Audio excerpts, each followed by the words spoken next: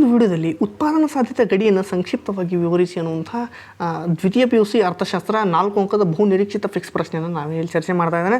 ವಿಡಿಯೋನ ಕೊನೆ ತನಕ ನೋಡಿ ಸಬ್ಸ್ಕ್ರೈಬ್ ಮಾಡ್ಕೊಳ್ಳಿ, ನಿಮ್ಮ ಸ್ನೇಹಿತರಿಗೆ ಈ ಒಂದು ವಿಡಿಯೋನ ಶೇರ್ ಮಾಡಿ. ನಡೀರಾಗಿದ್ದರೆ ಶುರು ಮಾಡೋಣ. ಉತ್ಪಾದನಾ ಸಾಧ್ಯತಾ ಗಡಿಯನ್ನು ಸಂಕ್ಷಿಪ್ತವಾಗಿ ವಿವರಿಸಿ. ಒಂದು ನಿಮಿಷ ಪೆನ್ ಕಲರ್ ಚೇಂಜ್ ಮಾಡ್ಕೊಂಡಿನಿ. ಓಕೆ, ಉತ್ಪಾದನಾ ಸಾಧ್ಯತಾ ಗಡಿಯನ್ನು ಸಂಕ್ಷಿಪ್ತವಾಗಿ ವಿವರಿಸಿ ಅನ್ನುವಂಥ ಒಂದು ಪ್ರಶ್ನೆಯನ್ನು ಇಲ್ಲಿ ಕೊಟ್ಟಿದ್ದಾರೆ. ದೇಶವೊಂದರಲ್ಲಿ ಒಂದು ದೇಶ ಇದೆ, ದೇಶದಲ್ಲಿ ಲಭ್ಯವಿರತಕ್ಕಂಥ ಏನೇನು ಲಭ್ಯ ಇದೆ, ಸಂಪನ್ಮೂಲಗಳ ಲಭ್ಯತೆ, ತಂತ್ರಜ್ಞಾನದ ಲಭ್ಯತೆ.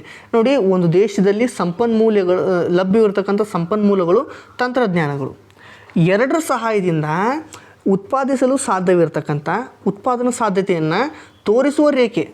ನೋಡಿ, ಒಂದು ದೇಶ ಇದೆ, ದೇಶದಲ್ಲಿ ಲಭ್ಯವಿರ್ತಕ್ಕಂಥ ಸಂಪನ್ಮೂಲಗಳು ಮತ್ತು ತಂತ್ರಜ್ಞಾನಗಳು, ಇದರ ಸಹಾಯದಿಂದ ನಾವು ಏನೇನು ಉತ್ಪಾದನೆ ಮಾಡುವಂತಹ ಸಾಧ್ಯತೆಯನ್ನು, ಉತ್ಪಾದನೆ ಮಾಡ್ತಕ್ಕಂಥ ಸಾಧ್ಯವಿರುವ ಉತ್ಪಾದನಾ ಉತ್ಪಾದನೆಯನ್ನು ಮಾಡ್ತಕ್ಕಂಥ ಸಾಧ್ಯತೆಗಳು ಏನೇನು ಸಾಧ್ಯ ಐತಿ, ಇದನ್ನು ಮಾಡಲಿಕ್ಕಾಗುತ್ತಾ, ಇದನ್ನು ಉತ್ಪಾದಿಸಲಿಕ್ಕಾಗುತ್ತಾ ಅಂತ ತೋರಿಸುವ ರೇಖೆಯನ್ನು ಉತ್ಪಾದನಾ ಸಾಧ್ಯತಾ ಗಡಿ ಅಂತ ಕರಿತೀವಿ.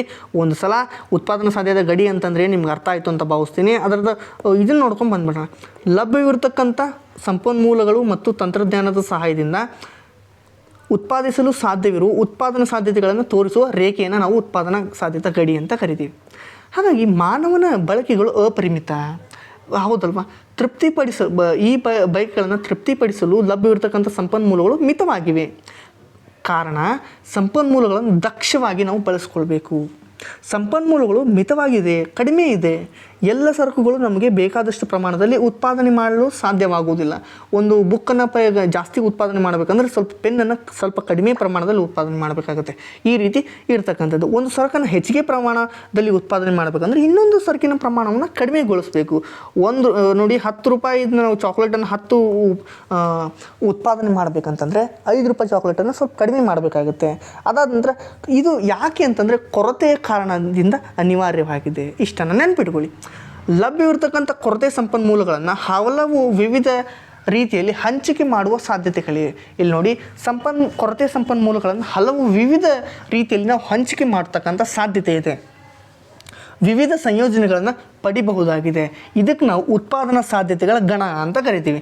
ಯಾಕೆ ಗಣ ಅಂತಂದರೆ ಗುಂಪನ್ನು ಮಾಡೋದು. ಗಣ ಅಂತಂದರೆ ಗುಂಪು ಮಾಡಿ, ವಿವಿಧ ಹಂಚಿಕೆ ಮಾಡಿ ಗುಂಪನ್ನು ಮಾಡಿ ಇಡೋದು, ಸಂಯೋಜನೆಗಳನ್ನು ಪಡಿಬಹುದಾಗಿದೆ. ಇವುಗಳನ್ನು ನಾವು ಉತ್ಪಾದನಾ ಸಾಧ್ಯತೆ ಗಣ ಅಂತ ಕರಿತೀವಿ. ಗಣ ಅಂದರೆ ಗುಂಪು ಅಷ್ಟೇ. ಸಾರಿ.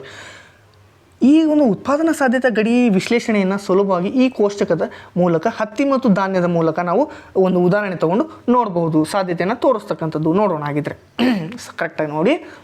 ಉತ್ಪಾದನಾ ಸಾಧ್ಯತೆಗಳು ABCDE ಅಂತ ಇದೆ. ಧಾನ್ಯ, ಹತ್ತಿ.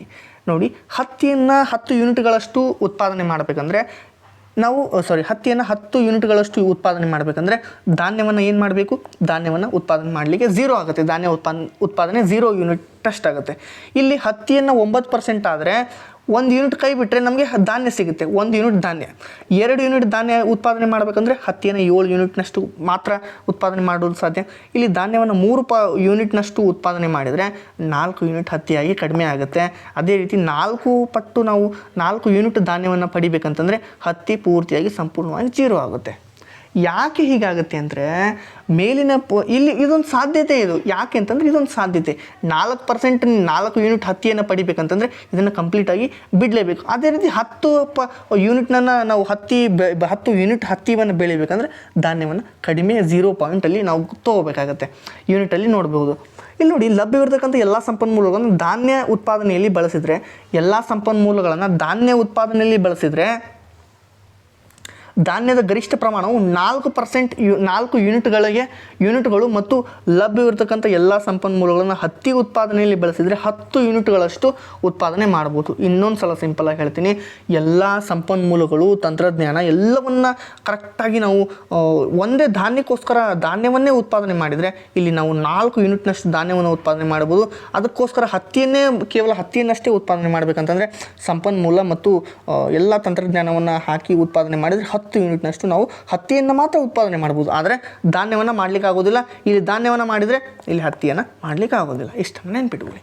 ಅದಾದ ನಂತರ 1 ಯೂನಿಟ್ ಧಾನ್ಯ ಹಾಗೂ 9 ಯೂನಿಟ್ಗಳಷ್ಟು ಹತ್ತಿಯನ್ನು, ಅಥವಾ 2 ಯೂನಿಟ್ ಧಾನ್ಯ 7 ಯೂನಿಟ್ ಹತ್ತಿಯನ್ನು, 3 ಯೂನಿಟ್ ಧಾನ್ಯ ಅಥವಾ 4 ಯೂನಿಟ್ ಹತ್ತಿಯನ್ನು 3 ಯೂನಿಟ್ ಧಾನ್ಯ ಹಾಗೂ 4 ಯೂನಿಟ್ ಹತ್ತಿಯನ್ನು ಸಹ ಉತ್ಪಾದಿಸಬಹುದು.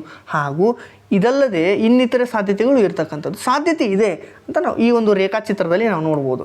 ರೇಖಾಚಿತ್ರವನ್ನು ತೆಗಿಬೇಕಂತಂದ್ರೆ ಏನು ಮಾಡಬೇಕು, ಸಿಂಪಲ್ಲಾಗಿ ಈ ರೀತಿ ಮಾಡ್ಕೊಳ್ಳಿ.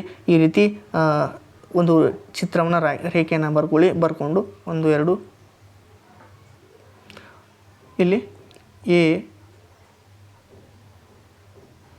ಬಿ ಸಿ ಡಿ ಇ ಆಯಿತಾ, ಈ ರೀತಿ ಮಾಡ್ಕೊಂಡಾದ್ಮೇಲೆ ಇಲ್ಲಿ 1 2 3 4 ಅಂತ ಬರೀರಿ. ಅದಾದ ನಂತರ ಈ ಕಡೆ 2 4 6 8 10 ಅಂತ ಬರ್ಕೊಳ್ಳಿ. ಇದಿಷ್ಟು ಚಿತ್ರ ಆಯಿತು. ಇಲ್ಲಿ ಓ ಎಕ್ಸ್ ಅಕ್ಷದಲ್ಲಿ ಧಾನ್ಯವನ್ನು ಅಕ್ಷದಲ್ಲಿ ಹತ್ತಿಯನ್ನು ನಾವು ಗುರುತು ಮಾಡಿದ್ದೀವಿ. ಇಲ್ಲಿ ನೋಡಿ ಸಿಂಪಲ್ಲಾಗಿ ಅದೇ ಕೋಷ್ಟಕದಲ್ಲಿ ಇತ್ತಲ್ವ, ಅದೇ ರೀತಿ ನಾವು ಇನ್ನೊಂದು ಸಲ ಎಕ್ಸ್ಪ್ಲೇನ್ ಮಾಡ್ಬೋದು. ಹತ್ತಿಯನ್ನು ಇಲ್ಲಿ ನೋಡಿ, ಹತ್ತಿಯನ್ನು ಪಡೆದುಕೊಂಡ್ರೆ 10% ಯೂನಿಟ್ ಹತ್ತಿಯನ್ನು ಪಡ್ಕೊಂಡ್ರೆ ನಮಗೆ ಎಷ್ಟು ಸಿಗುತ್ತೆ, ಇಲ್ಲಿ ನಮಗೆ ಕೇವಲ ಧಾನ್ಯ 1% ಸಿಗುತ್ತೆ. ಅದೇ ರೀತಿ ಹತ್ತಿಯನ್ನು 7% ತೊಗೊಂಡ್ರೆ ನಮಗೆ ಧಾನ್ಯ 2% ಸಿಗುತ್ತೆ. ಉತ್ಪಾದನಾ ಸಾಧ್ಯತೆ ಇದು. 4% ಹತ್ತಿಯನ್ನು ತೊಗೊಂಡ್ರೆ 3% ಧಾನ್ಯ ಸಿಗುತ್ತೆ. ಅದಾದ ನಂತರ ಕೇವಲ ಎಲ್ಲವೂ ನಾವು ಧಾನ್ಯಕ್ಕೆ ಹಾಕಿಬಿಟ್ರೆ ಇಲ್ಲಿ ಹತ್ತಿ ಸಿಗೋದಿಲ್ಲ. ಪೂರ್ತಿಯಾಗಿ 4 ಯೂನಿಟ್ ಬಂದರೆ ಇಲ್ಲಿ ಧಾನ್ಯಕ್ಕೆ ಹತ್ತಿಗೆ ಏನೂ ಸಿಗೋದಿಲ್ಲ ಅಂತ ಒಂದು ಉತ್ಪಾದನಾ ಸಾಧ್ಯತೆಯನ್ನು ತೋರಿಸ್ತಕ್ಕಂಥದ್ದು. ಮೇಲಿನ ರೇಖಾಚಿತ್ರದಲ್ಲಿ ಓ ಎಕ್ಸ್ ಅಕ್ಷವನ್ನು ಧಾನ್ಯ, ಓ ವೈ ಅಕ್ಷಕ್ಕೆ ಹತ್ತಿಯನ್ನು ಗುರುತಿಸಲಾಗಿದೆ. ಎ ಇ ಉತ್ಪಾದನಾ ಸಾಧ್ಯತೆ ಗಡಿಯಾಗಿದೆ. ಎ ಇ ಅಂತಂದರೆ ಯಾವುದು, ಎ ಇ ಅಂತಂದರೆ ಇದು ಉತ್ಪಾದನಾ ಸಾಧ್ಯತೆ ಗಡಿಯನ್ನು ಬಿಂಬಿಸ್ತದೆ, ಸೂಚಿಸ್ತದೆ ಅಂತ ನಾವು ಇಲ್ಲಿ ನೋಡ್ಬೋದು. ಇಲ್ಲಿ ಹಾಗೂ ರೇಖೆಗಳು ಯಾವುದೇ ಬಿಂದುವು ಲಭ್ಯವಿರತಕ್ಕಂಥ ಸಂಪನ್ಮೂಲಗಳಿಂದ ಉತ್ಪಾದಿಸಬಹುದಾದ ಧಾನ್ಯ ಮತ್ತು ಹತ್ತಿಯ ಸಂಯೋಜನೆಗಳನ್ನು ಪ್ರತಿನಿಧಿಸುತ್ತದೆ. ಇಲ್ಲಿ ನೋಡಿ, ಇದು ಏನು ಸೂಚಿಸ್ತಾ ಇದೆ, ಇದು ಏನು ಪ್ರತಿನಿಧಿಸುತ್ತಾ ಇದೆ ಅಂತಂದರೆ ಹತ್ತಿ ಮತ್ತು ಧಾನ್ಯದ ಸಂಯೋಜನೆಯನ್ನು ಪ್ರತಿನಿಧಿಸುತ್ತಾ ಇದೆ. ನೆಕ್ಸ್ಟ್ ನೋಡಿ, ಸಿಂಪಲ್ಲಾಗಿ ಒಂದು ವಸ್ತುವನ್ನು ಹೆಚ್ಚಿಗೆ ಬೇಕಂದರೆ ಒಂದು ವಸ್ತುವನ್ನು ಹೆಚ್ಚಿಗೆ ಉತ್ಪಾದನೆ ಮಾಡಬೇಕಂತಂದರೆ ಇನ್ನೊಂದು ವಸ್ತುವನ್ನು ಕಡಿಮೆಗೊಳಿಸಬೇಕಾಗುತ್ತೆ ಎಂಬ ವಿಚಾರವನ್ನು ನಿಮ್ಮ ಮಧ್ಯೆ ರೇಖೆ ತಿಳಿಸ್ತಕ್ಕಂಥದ್ದು ಈ ಒಂದು ರೇಖೆ ತಿಳಿಸುತ್ತದೆ. ಇಲ್ಲಿ ಇದೆಯಲ್ಲ ರೇಖೆ, ಈ ಒಂದು ರೇಖೆ ತಿಳಿಸುತ್ತದೆ. ಇಲ್ಲಿ ನೋಡಿ, ಈ ರೇಖೆ ತಿಳಿಸ್ತಕ್ಕಂಥದ್ದು.